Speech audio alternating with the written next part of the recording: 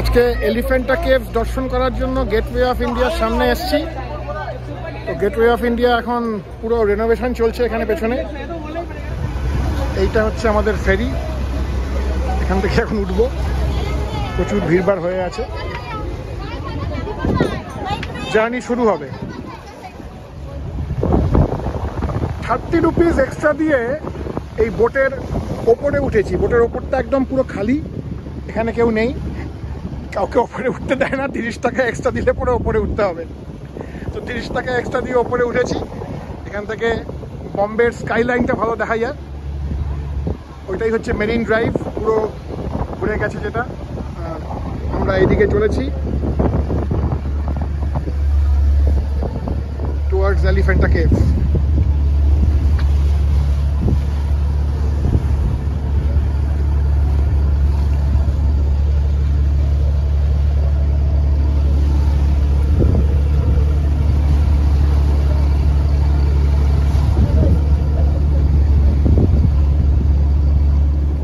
ওয়েদারটা ফ্যান্টাস্টিক, সুন্দর ফুরফুরে হাওয়া, একটু ঠান্ডার দিকেই, যদিও শহরের মধ্যে বেশ গরমই, কিন্তু সমুদ্রের মধ্যে বেশ ঠান্ডা ফুরফুরে হাওয়া।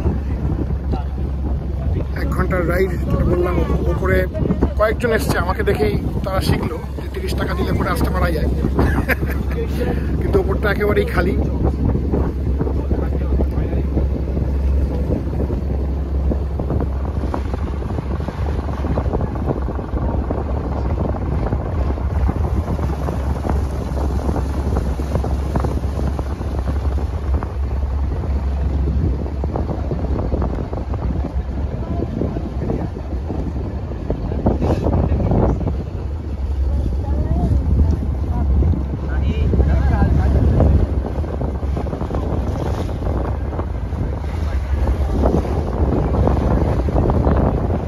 আমি নামলাম এখন এলিফ্যান্টা কেভসের আইল্যান্ডে, অনেক 1 ঘন্টা জার্নি করে। এখানে এই যে দূরের সেতুটা দেখা যাচ্ছে, এটা বম্বের বিভিন্ন যে আইল্যান্ডগুলো আছে, বম্বের তো প্রচুর আইল্যান্ড, সেই সমস্ত কটা আইল্যান্ডকে মোটামুটি জোড়া লাগে।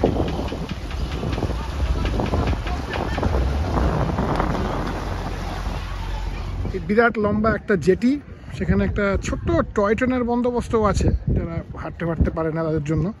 কিন্তু এই বিরাট লম্বা জেটি দিয়ে আইল্যান্ডটায় পৌঁছতে হয়।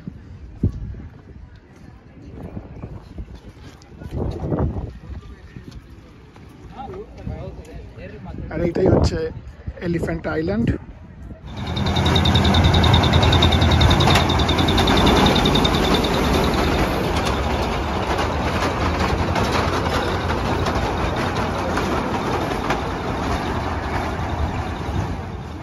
তো এই আমরা নিচ থেকে উঠতে আরম্ভ করেছি এই পুরো সরু রাস্তাটা দিয়ে। তো এই রাস্তাটার চারধারে কন্টিনিউয়াস যতটা এলাম সমস্তই হচ্ছে পুরো এই দেশের ডান দিক বাদিক বিভিন্ন রকমের স্টল, জিনিসপত্র বিক্রি হচ্ছে। একটা গাইড বুক কিনে নিলাম সেটা দেখার জন্য। অনেকগুলো কেভ রয়েছে, সেগুলোকে এক্সপ্লোর করতে হবে। তো মোদ্দা কথা হচ্ছে যে এই পুরো রাস্তাটাই মনে হচ্ছে যে একেবারে এইভাবেই চলবে। দেখা যাক।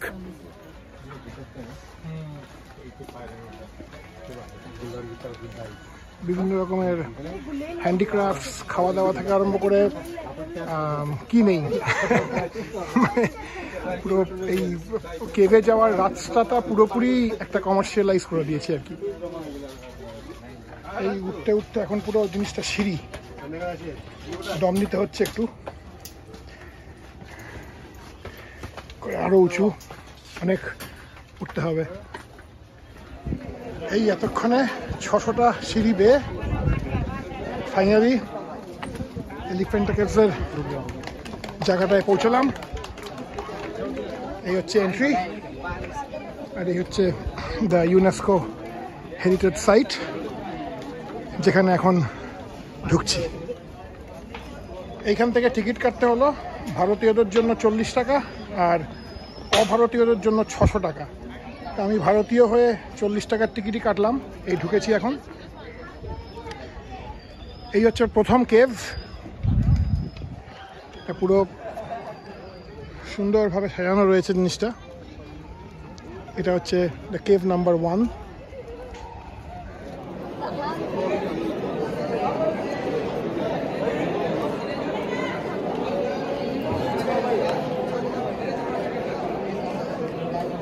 এটাই হচ্ছে কেভ নাম্বার 1-এর সাইডের পার্টটা।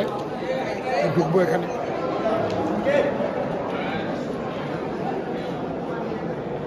এই সমস্ত স্কাল্পচার সত্যি কথা বলতে কি এগুলো বিসিরও আগে, মানে বিসিরও আগে মানে বিসিতেই আর কি, 2-2,500 বছর পুরনো সব।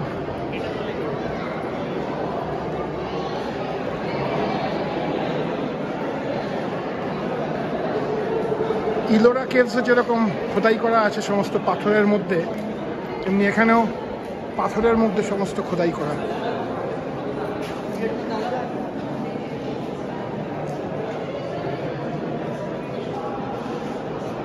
বড় বড় বুদ্ধ, এখানে বুদ্ধ শিব সবই এক, কারণ তখন তো ব্যাপারটা একই ছিল, আলাদা করে তো কোনো রিলিজিয়ান আলাদা করে তৈরি হয়নি।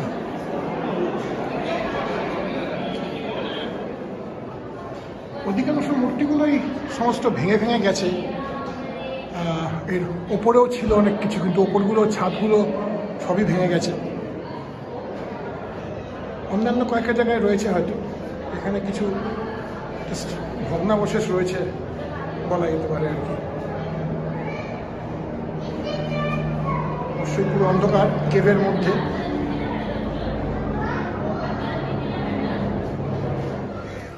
এই 1 নম্বর কেভ থেকে এবার এক্সিট দিয়ে বেরিয়ে আসছি। একটা জিনিস ভিডিও না করে পারছি না, যেটা ইন্ডিয়ার সব জায়গাতেই প্রযোজ্য, যে যত সুন্দর জায়গাটাই হোক না কেন তাতে মানুষ তাকে নোংরা করে।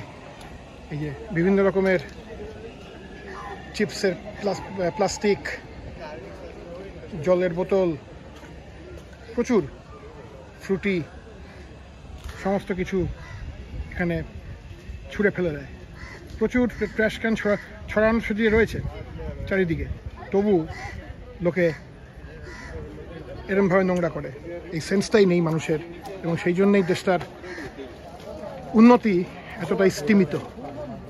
বাদল মামাজি বসে আছেন আমার ঠিক পাশেই, একটা কমলা লেবু খাচ্ছেন তিনি, এই যে, আর আমিও তার পাশে। এটা খুবই ডোমেস্টিকেটেড বাদর মনে হচ্ছে, কারণ মানুষকে খুব একটা ভয় পায় বলে মনে হয় না।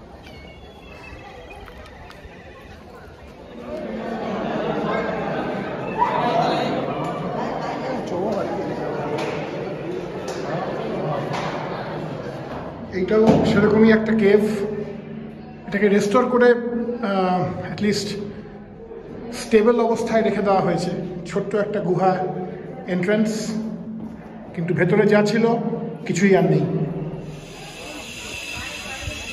এই কেভটা কোনো নাম পায়নি, ছোট্ট একটা জায়গা, কিন্তু এটার মধ্যে যা ছিল মোটামুটি সবই ভেঙে চুরে গেছে, ওই জন্য খুব একটা আকর্ষণীয় নয় এটা। এই ভিন্টেজ পয়েন্ট থেকে সমস্ত রিফাইনারিগুলোর একটা ভিউ পাওয়া যায়। এখানে প্রচুর রিফাইনারি আছে, সমস্ত বড় বড় অয়েল ট্যাঙ্কারগুলো আসে এবং ওখানে দাঁড়ায়, ওখান থেকে তেল আনলোড হয়।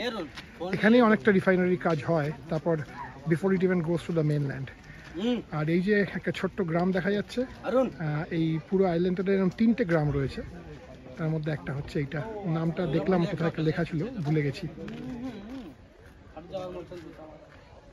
এই কেভটা বন্ধ। हाँ बंद है। हाँ, इसको रेनोवेट करेगा फिर खोलेगा।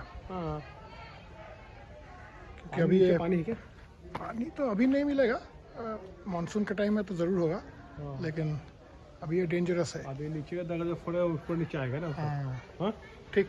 এই যে কেভটা, এটার উপরে আগে একটা জিনিস ছিল, এটা বদ্ধ ঘরের মধ্যে, আশা করছি কথার মধ্যে একও বুঝতে পারছো। তো এর ওপর যে স্কাল্পচারটা ছিল সেটা ভেঙে গেছে, মানে বহুদিন ধরেই ভেঙে পড়ে আছে, কিন্তু কেভটাকে রেখে দেওয়া হয়েছে। এই হচ্ছে কেভের এন্ট্রান্সটা। পুরো জিনিসটাই কেমন ভগ্নাবশেষ। মানে ছোটোবেলায় ইলোরা কেভস যে গেছিলাম, সেটার এখনও মনে আছে, 12 বছর বয়সে, 11 বছর বয়সে। অনেক কিছুই দেখার ছিল, মানে অনেক কিছুই ইনট্যাক্ট ছিল, কিন্তু এই এলিফ্যান্টা কেভসে এখন দেখছি আজ থেকে এত বছর বাদে যে ম্যাক্সিমাম জিনিসই ভাঙা, মানে হয়তো রেস্টোর করে উঠতে পারেনি বা রেস্টোর করার সদিচ্ছাটাও নেই। হয়তো আরেকবার ইলোরা কেভস যেতে হবে just to do a comparison. এই প্রত্যেকটা কেভের সামনে নতুন করে একটা দরজা বানিয়েছে জাস্ট ঢোকার জন্য। আগে সেরকম দরজাও ছিল না, কিন্তু ভেতরে সত্যিই কিছুই নেই, একেবারেই খালি। বুঝতে পারা যায় যে এখানে স্কাল্পচার ছিল ছাদে, দেয়ালে, সব দিকে, কিন্তু সবই ভগ্নাবশেষ। এই শিবের মূর্তিটাই হচ্ছে আসল। এখানেই সমস্ত সবকিছু, তার সমস্ত নর্তকীদের নিয়ে ওপরে রয়েছে, অনেক কিছুই ভেঙে গেছে।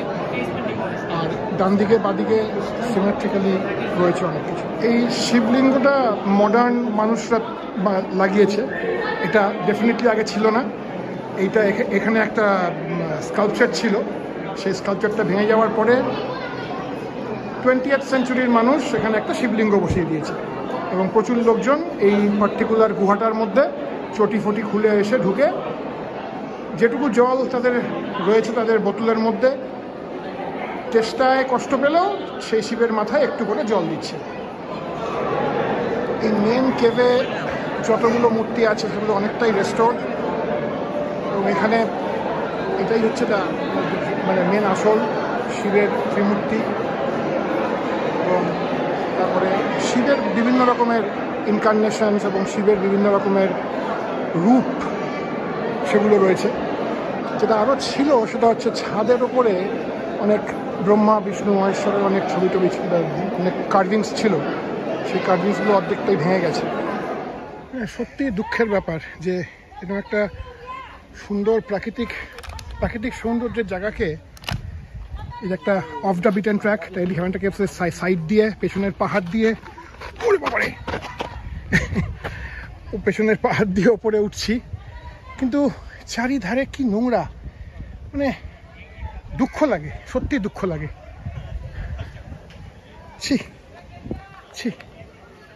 এটা ওই ক্যানন হিল যাওয়ার একটা ছোট্ট হাইক, অ্যাবাউট কিলোমিটারে 1.5 কিলোমিটার, মানে 1 মাইল ওপরে। সেদিকেই উঠছি এখন,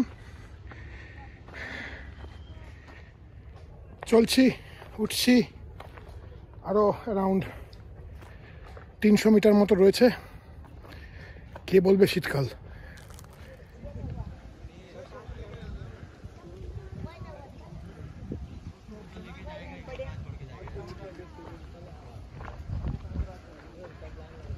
ওই দূরে জুম করলে খানিকটা বম্বে শহর দেখা যাবে, একদম দূরে।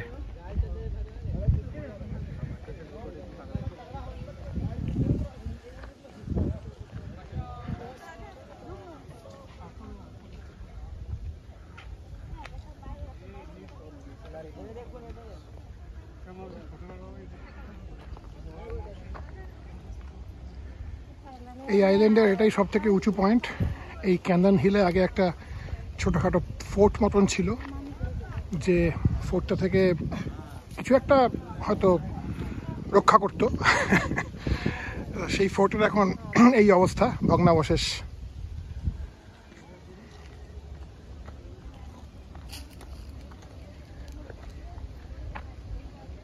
তো এখন আমি নামছি, ট্যুর মোটামুটি শেষ। তো যে কারণে এই জায়গাটার নাম এলিফ্যান্টা কেভস হয়েছে সেটাই তো বলা হয়নি। এখানে যে ওপরের পয়েন্টটায় গেলাম ক্যানন হিল, তার থেকে আরেকটু হেঁটে গেলে নিচে নামলে একটা জায়গা ছিল যেখানে একটা বড় হাতির মূর্তি বহু মানে থাউজেন্ডস অফ ইয়ার্স আগো থেকে ছিল ওখানে, এবং সেটা একটা পূজার জায়গা ছিল। কে ওটা বানিয়েছে, কে whether it was from 1000 years ago, 2000 years ago, nobody knows. Anyway, পর্তুগিজরা যখন প্রথম বম্বে, গোয়া এই অঞ্চলটাকে দখল করলো, তখন পর্তুগিজরা ওই হাতিটা দেখে ওরা এই আইল্যান্ডটার নাম দিল এলিফ্যান্টা আইল্যান্ড, এবং সেখান থেকে এলিফ্যান্টা কেভস নামটা হয়ে গেল। কারণ ব্রিটিশরা যে মারাঠি নামটা এরা ছিল, সেই মারাঠি নামটা ওরা কন্টিনিউ করেনি বা বলতে পারেনি। সো সেইভাবেই এলিফ্যান্টা কেভস, এলিফ্যান্টা আইল্যান্ড নামটা এলো। কিন্তু দুঃখের বিষয় হচ্ছে যে এই পর্তুগিজরা এই কেভের ভেতর ঢুকে এবং ওই হাতিটাকে নিয়ে শুটিং প্র্যাকটিস করতো। এই শুটিং প্র্যাকটিস করতে করতে হাতিটার একটা দিক পুরো ভেঙে গেছিলো। সো বাকি দিকটা আজ থেকে 40 বছর আগে ওটাকে খোদাই করে বের করে নিয়ে ওটার বম্বের একটা স্কাল্পচার মিউজিয়াম আছে, সেই স্কাল্পচার মিউজিয়ামে নিয়ে যাওয়া হয়েছে। অতএব ওইখানে এখন আর ওই হাতিটার মূর্তিটা নেই, তাই ওখানে খুব একটা যায়ও না কেউ দেখতে আর কি। প্রচণ্ড ভিড়ের মধ্যে এলিফ্যান্টা কেভের জার্নি এখন শেষ হয়ে গেল। এবার নামা শুরু হবে সিঁড়ি দিয়ে। তো এলিফ্যান্টা আইল্যান্ড থেকে আমরা বেরিয়ে পড়েছি, এখন ফিরছি। ফেরার পথে আবার বোটে করে এই সেই আইল্যান্ড।